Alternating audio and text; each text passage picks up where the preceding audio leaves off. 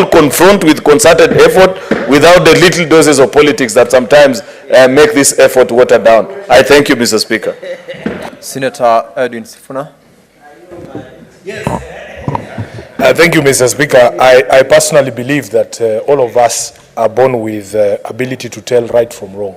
Yes. And the Speaker, the statement from Senator Cherargei gives me an opportunity to say this, Mr. Speaker. I have absolute faith in every member of this House. It will take time, but you will come to see the light, that what is right and what is wrong is wrong. It doesn't matter who is the victim of a police brutality. It is wrong because Kenyans envisaged a service, moving away from a force. And what has happened in the past, Mr. Speaker, we don't begrudge anyone on the majority side. We understand why you have to do what you do all the time. When you see police bludgeoning us in the streets, we understand why you need to celebrate. But the good thing is that in the fullness of time, I can see the light is shining all the way on the majority side, is starting on this side. Senator Mungatana was the first to see the light. Senator Khalwale these days is very reasonable.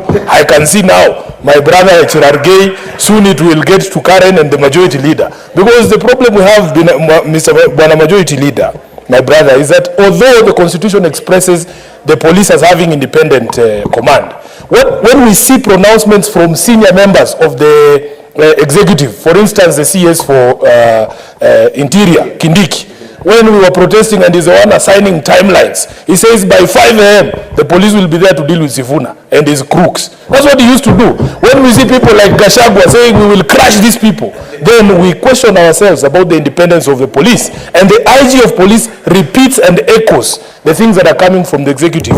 Then that line between the police and the executive becomes blurred. We will condemn every single incident where police are abusing their power. I am not in the habit, by the way, of laughing at people who used to laugh at me.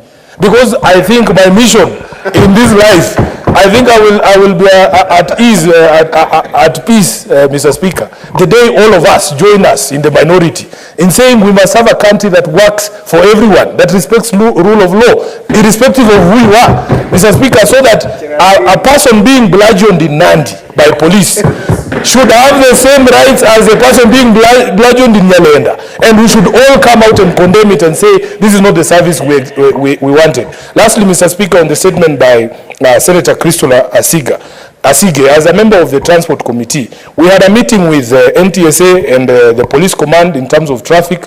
And Mr. Speaker, they assured us that Kenyans can rest easy this Christmas season. In my other life, they called me the Minister for Enjoyment, Waziri wa Sherehe in Kiswahili. Mr. Speaker, we don't want this harassment we see on the roads, especially during the festive seasons.